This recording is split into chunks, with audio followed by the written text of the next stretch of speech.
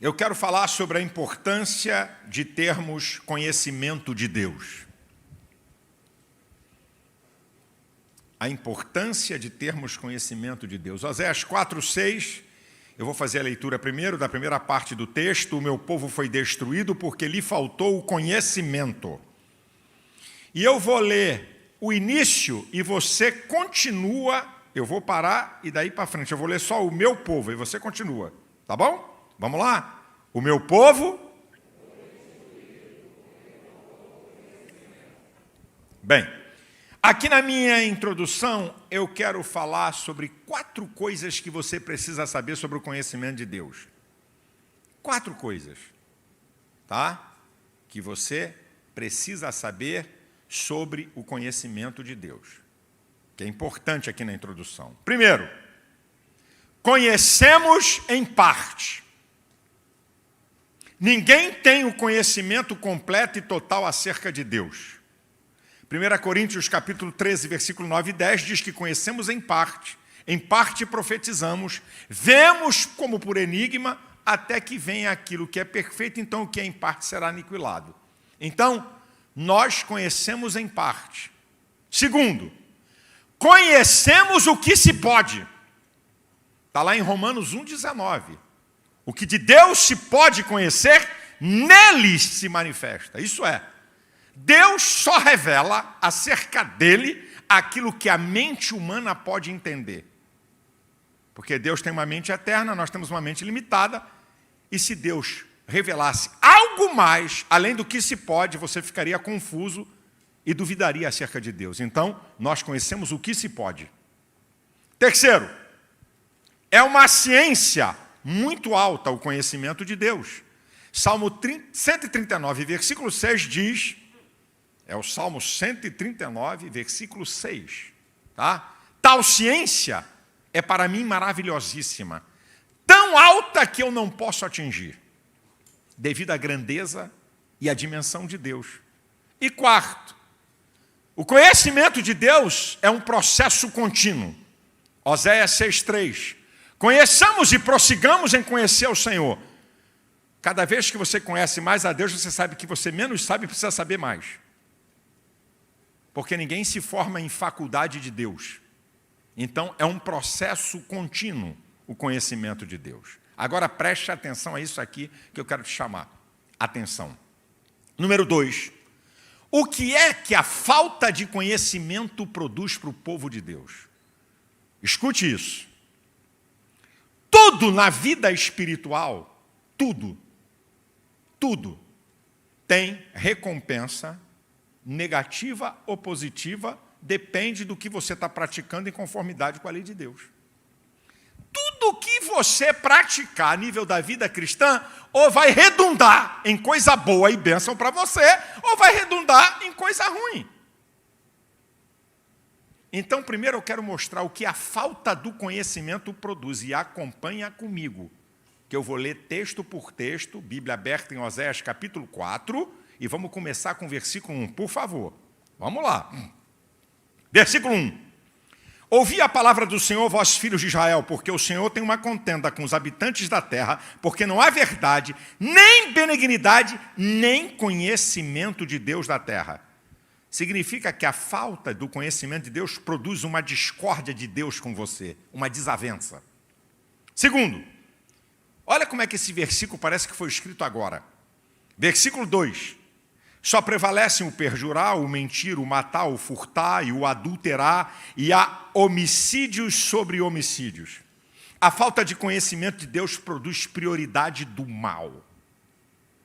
A retirada do conhecimento de Deus produz prioridade do mal. Terceiro, versículo 3. Por isso a terra se lamentará, e qualquer que mora nela desfalecerá, com os animais do campo, com as aves do céu, e até os peixes do mar serão tirados. Vida catastrófica. A falta do conhecimento de Deus produz catástrofe. Preste atenção que eu estou te mostrando. Versículo 5, em quarto lugar. Por isso cairás de dia, o profeta contigo cairás de noite, e destruirei tua mãe. Queda e morte, produzida pela falta de conhecimento de Deus. O texto básico, versículo 6, a primeira parte. O meu povo foi destruído porque lhe faltou conhecimento. A única coisa que destrói o povo de Deus é a falta de conhecimento. Sexto lugar, segunda parte do texto. Porque tu rejeitastes o conhecimento, também eu te rejeitarei, para que não sejas sacerdote diante de mim, visto que te esquecestes da lei de Deus. Também eu me esquecerei dos teus filhos. Rejeição da parte de Deus. Versículo 7, sétimo lugar. Como eles se multiplicaram, assim contra mim pecaram, eu mudarei a sua honra em vergonha. Muda o estilo de vida de melhor para pior. Vida decadente. A falta de conhecimento de Deus faz o homem ter uma vida de decadência em todos os níveis e áreas da vida. Oitavo lugar, versículo 8.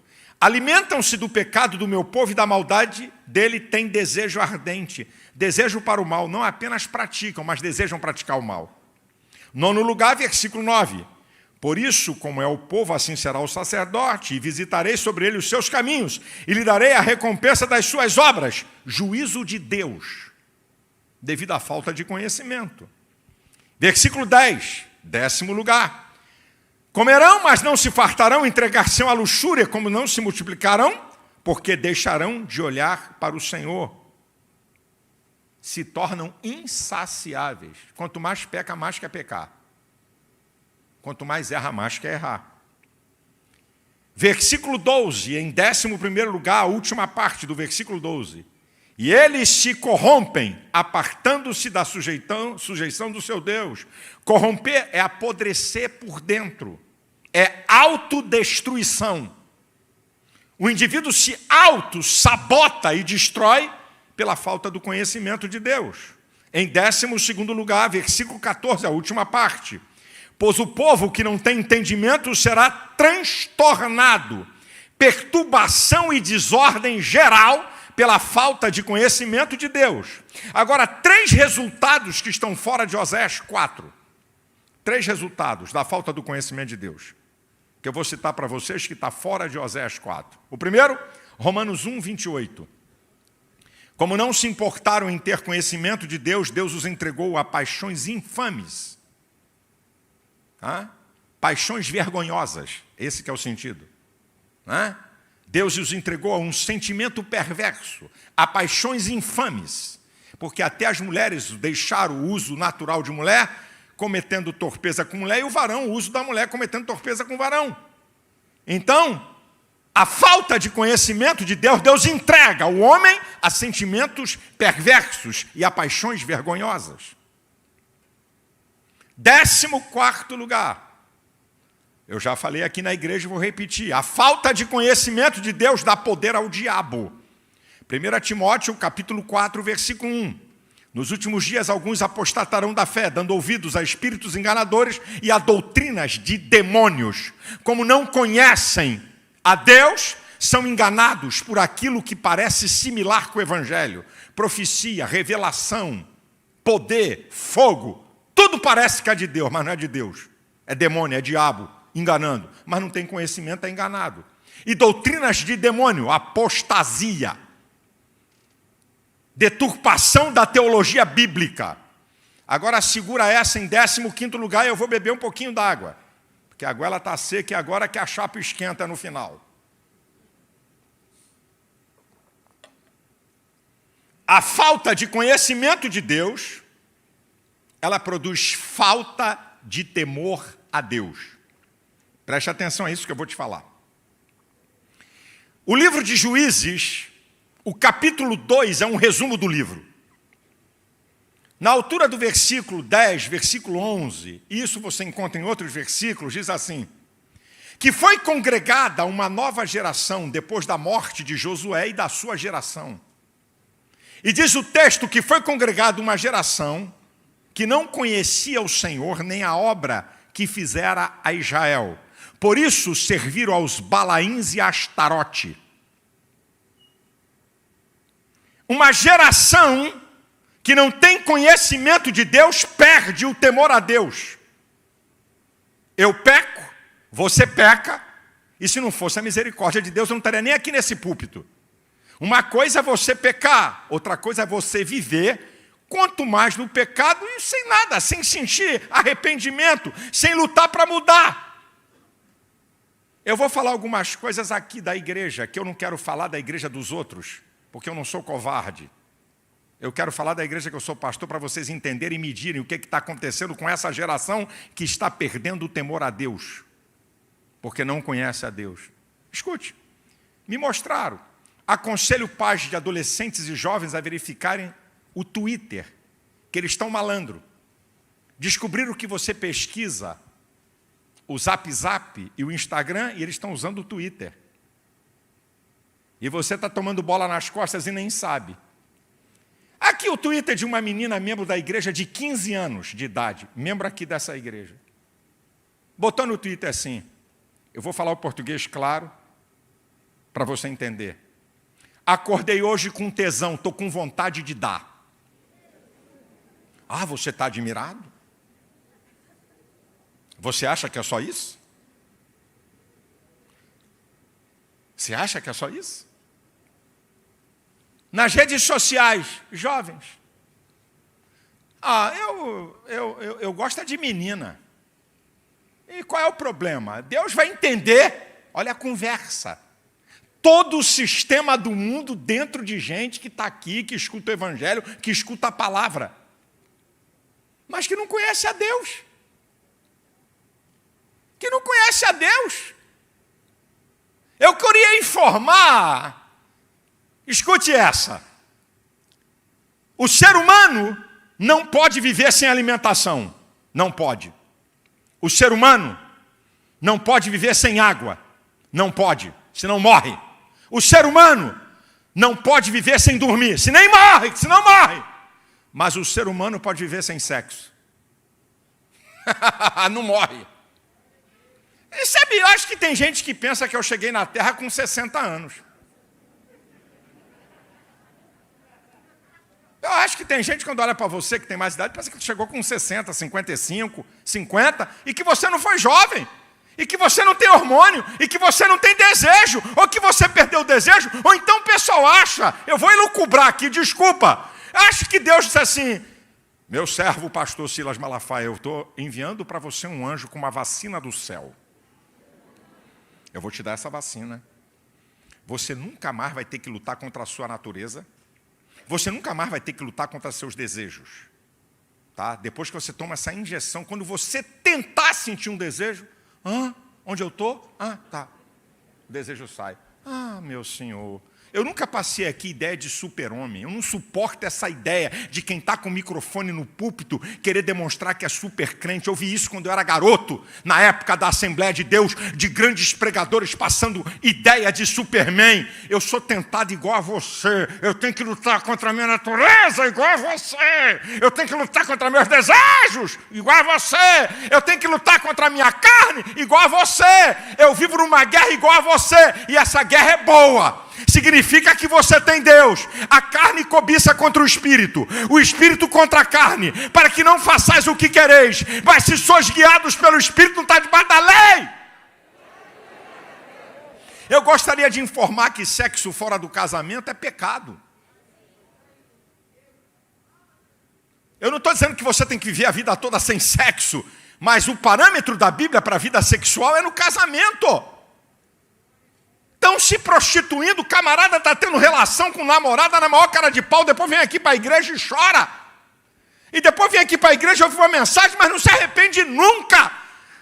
Está tendo relação com menina na maior cara de pau e diz que nasceu assim. Que conversa é essa? Isso é comportamento reforçado pelo que o mundo está apresentando? Porque o ser humano é um ser comportamental e vive de modelos de imitação? Por que o número de fumantes caiu? Fumar é um comportamento que ninguém nasce para fumar. Por que o número de fumantes caiu? Simples. Porque não tem reforço para esse comportamento, ainda tem críticas mostrando o mal. E aí eu pergunto, por que o comportamento homossexual cresceu? Porque há reforço para essa prática. O ser humano é sempre a mesma coisa. E por que isso cresceu? Por quê? Então estão na maior cara de pau, pensando que não tem inferno, que não tem condenação. pensando que tem que andar segundo o curso da sua natureza e fazer tudo o que quer. Agora eu vou dizer uma outra coisa para vocês, que a gente está falando de jovem, não é? Ah, a gente está falando de jovem. Está falando de jovem? Me mostraram uma foto de uma mulher casada, membro da igreja, que fez um ensaio intimista. Sabe o que é ensaio intimista? A mulher de calcinha e sutiã sendo fotografada.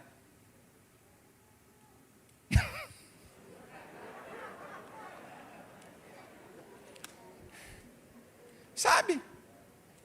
E não vim aqui com conversa que foi fotografada, porque a pessoa que colocou na rede social é a fotógrafa que fez as fotos. Ah, não, é para o teu marido? Então, ok, tira a foto e mostra para ele, tá bom, tudo bem, ok, não tem nada contra. Mas por que está na rede de outros? Uma foto com mulher membro da igreja, mulher casada, sabe? E eu queria entender que tipo de homem é esse, dá vontade de excluir um miserável de um frouxo desse. Como é que pode? Me mostraram também uma outra, e até casada, que trabalha com um grupo de adolescente, com foto de calcinha e sutiã. Ah, mulheres casadas, membros de igreja com fotos sensuais. Fotos sensuais, poses sensuais, o que está acontecendo, minha gente?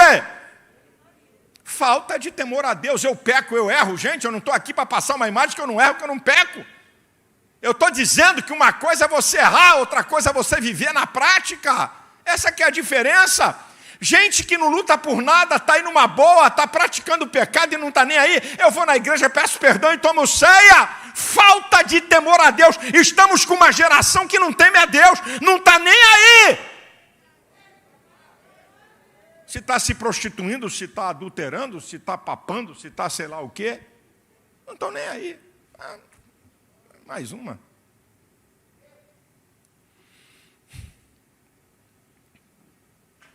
Provérbios capítulo 10, versículo 27 diz que o temor do Senhor aumenta os anos, mas os anos dos ímpios serão abreviados. O Salmo 112 diz, bem-aventurado o homem que teme ao Senhor e que em seus mandamentos tem grande prazer. Olha o que diz o texto. Bem-aventurado o homem que teme ao Senhor e que em seus mandamentos tem grande prazer. A sua descendência será poderosa. A geração do justo será abençoada. Fazenda e riqueza haverá na sua casa. Provérbios capítulo 23, versículo 17 e 18 diz, não tenha inveja do ímpio, se no temor do Senhor todo dia haverá um bom futuro para você. A tua esperança não vai falhar.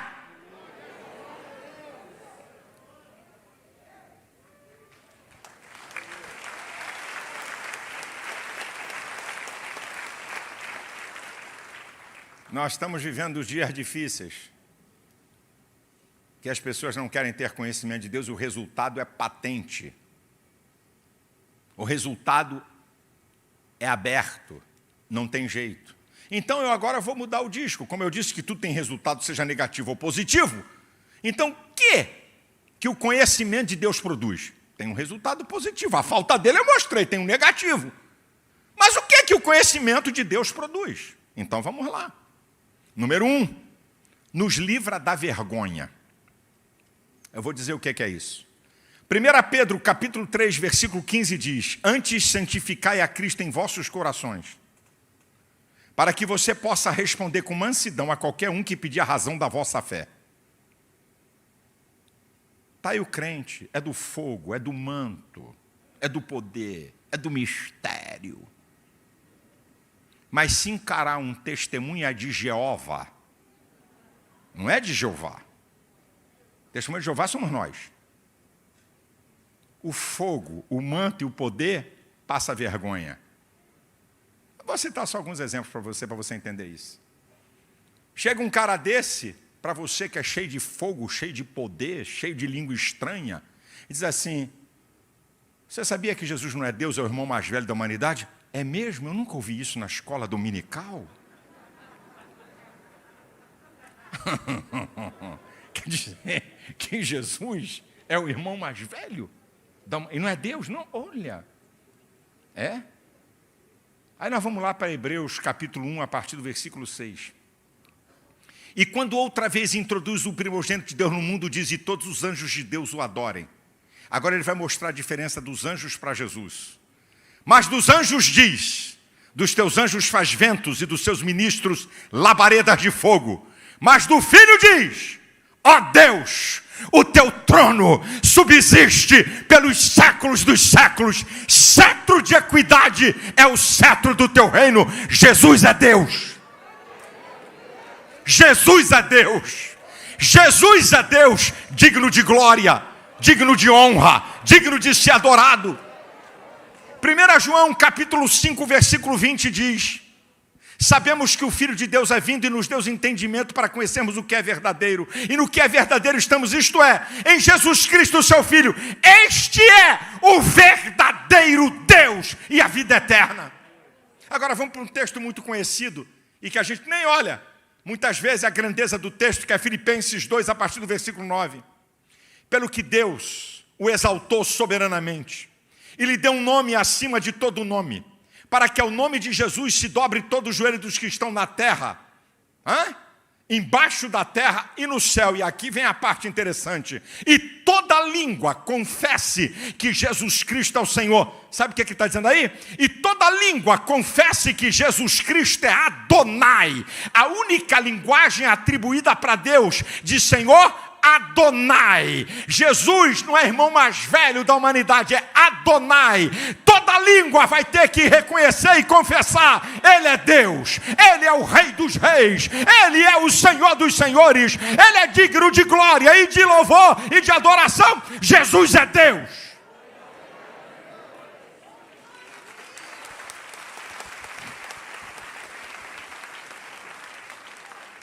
E aí você encontra os mesmos testemunhas de Jeová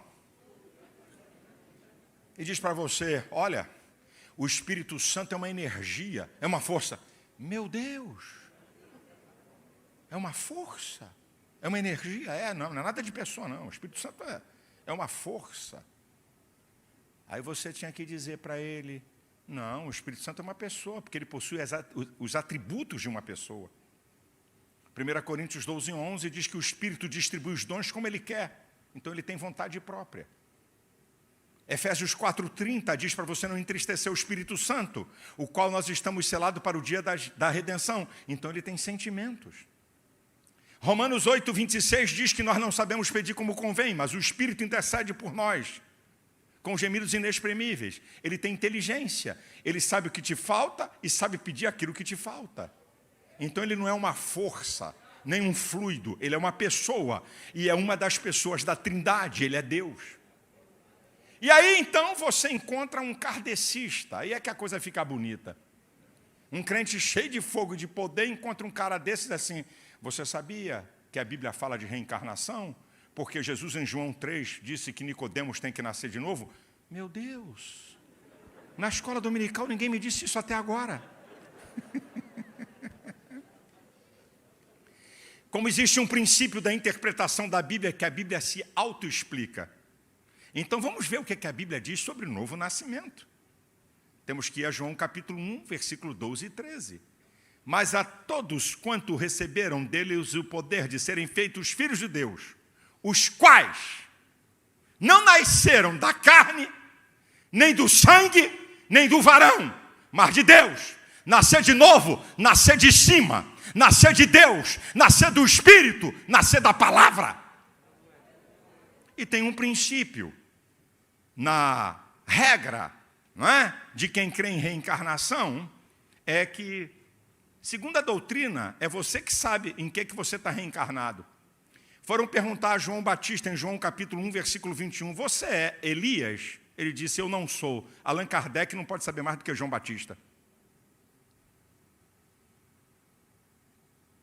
Perguntaram a João se ele era Elias, porque ele veio no mesmo espírito, na mesma dimensão, na similidade de tempo do que estava acontecendo. João Batista não é Elias reencarnado. Ele mesmo diz, Kardec não pode saber mais do que ele. Irmãos, o conhecimento de Deus nos livra da vergonha. E como consequência de tudo isso que eu estou falando aqui, o conhecimento de Deus nos livra das heresias. Mateus 22, 29 diz: errais por não conheceres as Escrituras nem o poder de Deus. Quando você conhece, você não cai em heresia. Terceiro, o conhecimento de Deus, eu estou dizendo agora de resultados do conhecimento de Deus. Ele nos livra da acomodação. Bem, eu sou membro da Assembleia de Deus há 30 anos. Isso aí é para esses meninos novos. Eu já conheço, já sei tudo. Está no pré-mobral do conhecimento e pensa que sabe. Hã? O conhecimento, gente, nos livra da acomodação, ele é dinâmico. Jesus, Lucas 2,52. Jesus crescia em estatura, graça e conhecimento. Crescia, movimento constante para com Deus e os homens. Quanto mais você conhece, mais você quer conhecer. Quanto mais você conhece, mais você quer conhecer. Quanto mais você conhece, mais você sabe que precisa conhecer. É dinâmico. Quarto, o conhecimento de Deus produz paz e graça. 2 Pedro, capítulo 1, versículo 2 diz: graça e paz vos sejam multiplicadas pelo conhecimento de Deus e de nosso Senhor Jesus Cristo. Quando você conhece a Deus, você tem tranquilidade no meio da tempestade. Você tem uma estrutura espiritual e emocional para passar diferente do outro que não conhece a Deus. Quinto lugar, o conhecimento de Deus produz a verdadeira liberdade. Vocês conhecem João 8, 32 e 36. E conhecereis a verdade vos libertará. Se, pois, o Filho vos libertar, verdadeiramente sereis livres. A verdade absoluta que liberta, o conhecimento de Deus, através de Cristo. Sexto lugar, o conhecimento de Deus nos livra do pecado. Salmo 119, versículo 11, escondi a tua palavra no meu coração para não pecar contra ti. O conhecimento é uma blindagem contra o pecado. Você quer pecar, você deseja pecar e diz assim, não posso. E não faço. É assim que acontece. Comigo acontece com você. Não, menina, não. Porque o conhecimento traz para você, diz assim, isso é errado. Vai contra a lei de Deus, vai contra os princípios de Deus. Sétimo lugar, o conhecimento, ele produz intimidade com Deus. Conhecimento produz intimidade com Deus. Vamos para Daniel. No capítulo 9, versículo 21, 22 e 23. Antes de Daniel acabar de orar, Gabriel voou rapidamente e disse para ele, você é um homem muito desejado. Antes dele acabar de orar, a resposta chegou. Intimidade. Depois, no capítulo 10, versículo 11 e 12, quando o príncipe da Pérsia se coloca no espaço sideral e não deixa o anjo trazer a resposta para Daniel, e depois de 21 dias, o anjo chega diante de Daniel e diz assim, Daniel, você é muito desejado. Desde o primeiro dia que aplicaste o teu coração, que a resposta saiu. Eu vim por causa das tuas palavras. Intimidade. 2 Coríntios, capítulo 12, versículo 7, o apóstolo Paulo diz que Deus deu a ele um espinho na carne para que ele não se gloriasse pela excelência das revelações que ele recebeu. Olha que coisa linda. Meu irmão, meu amado irmão, o conhecimento de Deus, preste atenção que eu estou te falando, derrota a Satanás. Como é que Jesus venceu o diabo, irmão? Foi com reteté? Foi com movimento? Diabo sagaz viu Jesus com fome, tentou atender a necessidade dele. Mateus capítulo 4, Lucas capítulo 4. Se tu és o Filho de Deus, transforma essas pedras em pães. Jesus responde a ele com Deuteronômio 8,3. Nem só de pão viverá o homem, mas de toda a palavra que sai da boca de Deus. O diabo disse, usou a palavra? Usou o conhecimento, agora eu vou usar. Leva Jesus para o pináculo do templo e diz, olha, lança-te daqui para baixo, que dará ordem aos teus anjos para que não tropeces em pedra alguma. O diabo usou o Salmo 91, versículo 11 e 12. Jesus não saiu da palavra. Segura o troco aí. Jesus usa Deuteronômio 6,16. Também está escrito, não tentarás o Senhor teu Deus. O diabo então leva Jesus para um alto monte e vai apelar para o instinto mais veemente do homem, a cobiça dos olhos, que está bem definida em Lucas 4. Satanás, em um momento, mostrou a glória dos reinos desse mundo, só mostrou coisa boa. Jesus não saiu da palavra. Jesus bota o diabo para correr com Deuteronômio capítulo 6, versículo 13. Vai-te, Satanás, porque está escrito, só o Senhor teu Deus adorarás e só a Ele servirás. O conhecimento de Deus produz a vida eterna. João 17,3 diz, a vida eterna é esta, que te conheçam a ti como único Deus verdadeiro e a Jesus Cristo a quem tu enviastes. Agora tem uma pergunta que você me faz. Eu estou te falando dos resultados que o conhecimento de Deus produz. Isso aqui é resultado. O que é que o conhecimento de Deus produz? E aí você gosta de perguntar, como é que você quer ter o conhecimento de Deus? Como é que eu posso ter? Eu quero conhecimento. Você quer conhecimento de Deus? Qual é a maior fonte do conhecimento? Palavra de Deus. Agora, você não vai ter conhecimento da palavra de Deus por telepatia. Está entrando. Estou aprendendo.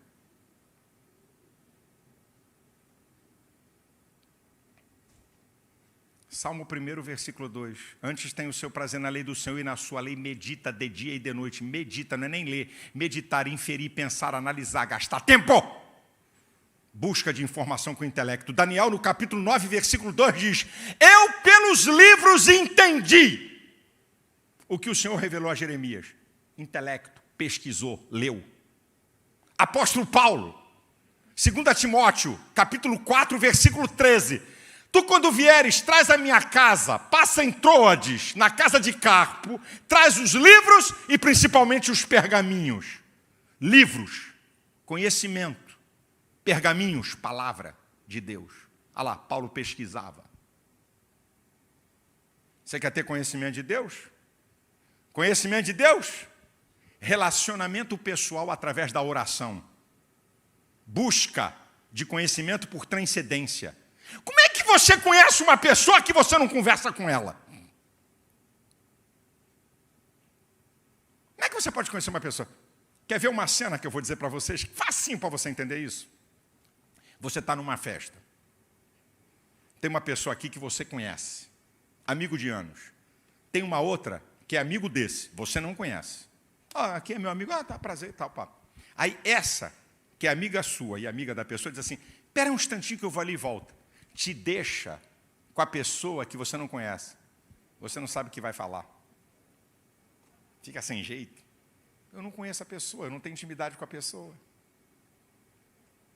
Como é que você quer conhecer Deus se você não quer falar com Ele através da oração? Deus tem N maneiras de falar contigo e você só tem uma maneira de falar com Ele, orando. Por que tu acha que está na Bíblia, Daniel 6,10, que Daniel orava 3 vezes ao dia como estava acostumado a fazer? Daniel tinha disciplina. Daniel tinha disciplina. Não era uma coisa esporádica. Por que você acha que Paulo diz em 1 Tessalonicenses 5,17, orai sem cessar? Quem disse que você tem que dobrar joelho e abrir a boca e falar para ser oração? Você está dirigindo? Mente. Ele é onisciente. Você pode orar com a sua mente e estar dirigindo um carro, pode estar no busão, pode estar na lotada. Você pode estar em qualquer lugar, está no trabalho e você está em comunhão com Deus orando sem cessar. Como é que pode ter conhecimento de Deus? Revelação de Deus por ato de sua soberania. E eu não quero que você pense que Deus vai revelar coisas da sua grandeza para quem não tem intimidade com Ele.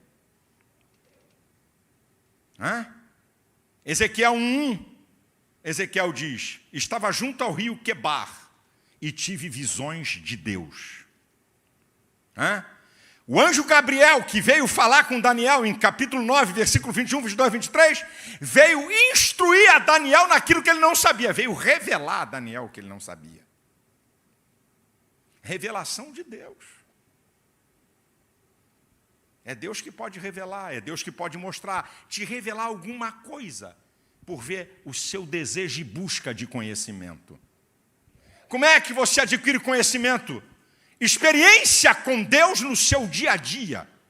Quando você prega o Evangelho, quando você pratica o Evangelho nas atitudes diárias da sua vida, você começa a ter experiências e começa a conhecer Deus. É por isso que Paulo diz em Romanos 5,3, eu sinto prazer na tribulação, porque a tribulação produz a paciência a experiência, a esperança. A esperança não traz confusão. Isso é, eu aprendo com as lutas, com as adversidades, eu aprendo como é que Deus opera.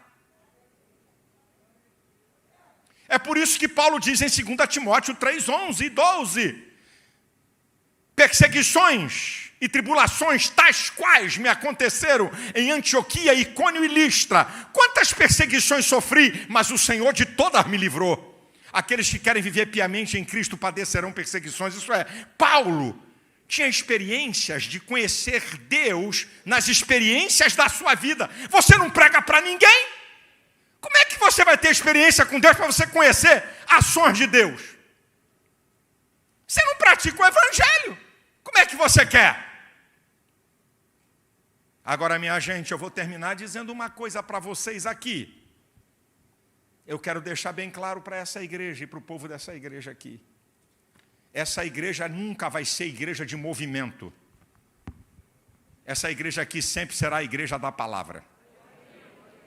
Igreja da palavra. Deixa eu falar uma coisa sobre movimento aqui. Eu vou encerrar minha palavra aqui agora, mas deixa eu te falar. Hoje em dia, movimento espiritual na igreja não tem nada a ver com o modelo bíblico de movimento. Movimento hoje, tem um movimento aí. Ih, rapaz, reteté, corre daqui, voa dali. Tem revelação, tem profecia, tem manto, tem mistério. A noite toda, e essa vigília pega fogo, rapaz. Tem um irmão que vê tudo. Tem uma irmã que profetiza até coisa que tu nem imagina. Então, movimento para deixar as pessoas dentro da igreja. Todo movimento do Espírito tem um objetivo. Atos 4:31. E moveu-se o Espírito Santo no lugar em que estavam reunidos, e todos foram cheios do Espírito Santo e anunciavam com ousadia a palavra de Deus. Me perdoe, meus irmãos, movimento hoje no meio pentecostal é para encher barriga de crentes, porque os crentes continuam mesmo sem vergonha de sempre. Não mudam nada. Meninos, linguarudos, vida cristã fútil, e vivem atrás de movimento. Eu quero declarar aqui, eu tenho o maior prazer de ser pastor da Igreja da Palavra. Eu tenho o prazer de saber que aqui nessa igreja tem pregadores melhores do que eu. Eu tenho o prazer de dizer que aqui nessa igreja tem pregadores mais profundos do que eu. Eu tenho prazer em dizer que aqui nessa igreja tem pregadores que têm mais graça para pregar do que eu. Eu tenho o maior prazer de ver, entender e saber que aqui tem pregadores com uma unção mais poderosa que a minha. Eu não tenho nenhum problema com isso. Eu avisei aqui nas outras ceias, pastor, não tenha medo de sombra, porque quem levanta é Deus. Se você tem aí um obreiro e que ele é um pregador, dá corda para esse cara, porque isso aqui é a igreja da palavra e nós não vamos tirar a palavra. A palavra aqui tem proeminência. É a palavra, a fonte do conhecimento. É a palavra que protege a tua vida. É a palavra que protege teu casamento e tua família. É a palavra que traz o conhecimento que você precisa para vencer as lutas da vida, para não se entregar. É a palavra.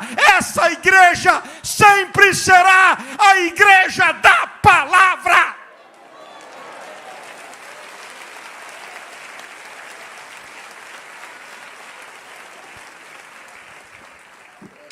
Se você não quer o conhecimento, você está na igreja errada, meu irmão. Você está na igreja errada, meu filho. Se você quer movimento, você está no lugar errado. Mas você quer crescer, você quer ser abalizado, você quer ter maturidade espiritual? Você quer estar preparado para as demandas desse mundo, para não ser envolvido por esse mundo na corrupção e no pecado? Então fique aqui, que aqui você vai aprender, aqui você vai crescer, porque aqui é a palavra, não sou eu, não é a minha palavra, mas é a palavra de Deus. Salmo 119, versículo 130, a exposição da tua palavra dá luz e entendimento aos simples. Salmo 119, versículo 140, a tua palavra é muito pura, por isso o teu servo a ama. Salmo 119, versículo 116, vivifica-me segundo a tua palavra, para que viva e não me envergonhe da minha esperança. Hebreus 4:12, a palavra de Deus é viva e eficaz. É aqui, é viva e eficaz. O autor está presente. É a palavra que te dá poder, é a palavra que te dá autoridade. Nós somos a igreja da palavra, a fonte maior do conhecimento de Deus.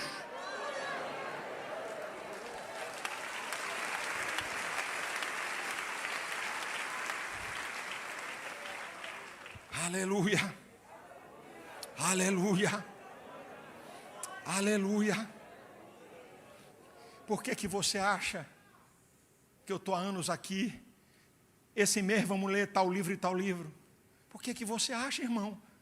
Por que você acha que eu estou a cada mês dizendo, vamos ler esse texto? Repete esse texto. É uma brincadeirinha.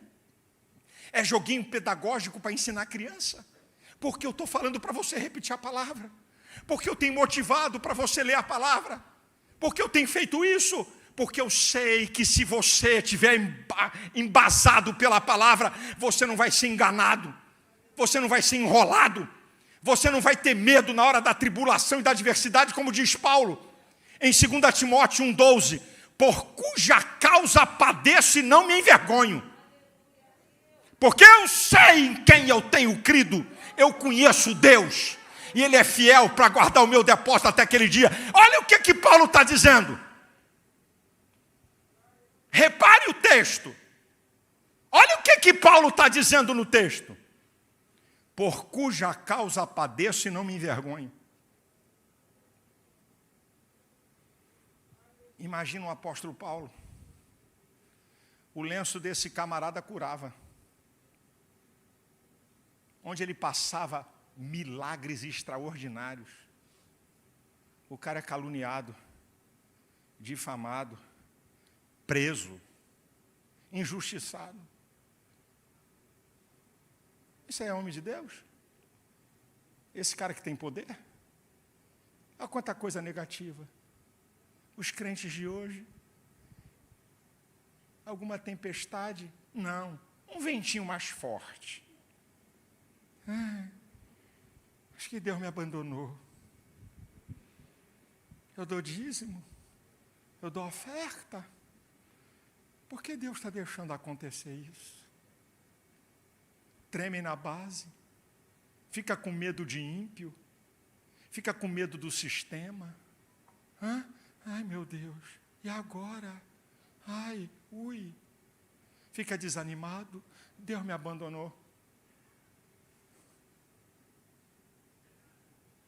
Por cuja causa padeço, não é por cuja causa sou vitorioso. Por cuja causa padeço, mas eu não me envergonho. Porque eu sei em quem eu tenho crido. Eu conheço Deus. Eu sei quem é Deus. E que é poderoso para guardar o meu depósito até aquele dia. O final é vitória. O final sempre será vitória. Posso atravessar lutas, dia mal, raquetada, rabo de arraia, tesoura voadora, calúnia, difamação, tudo que é porcaria, perder, ser derrotado. Mas o final eu conheço. Eu conheço Deus. O final, a minha vitória está assegurada. Olha aí, diabo, tu vai ficar sem graça. Olha aí, capeta, tu vai ficar com cara de tacho. Olha aí, ímpios. A vitória está assegurada porque eu conheço Deus. Eu não abaixo a cabeça, eu não fico choramingando pelos cantos, porque eu tenho conhecimento de Deus. Eu sei o Deus que eu sirvo, o Senhor dos exércitos, aquele que só Ele possui o nome Jeová, o Senhor que tem domínio nos céus e na terra, o Deus que abre porta e ninguém pode fechar, e quando fecha também ninguém pode abrir, o Deus que determina quando te abençoa. Não tem capeta, não tem economia, não tem demônio, não tem homem. Essa igreja aqui sempre será a igreja da palavra, a igreja do conhecimento, e nós não vamos abrir mão disso.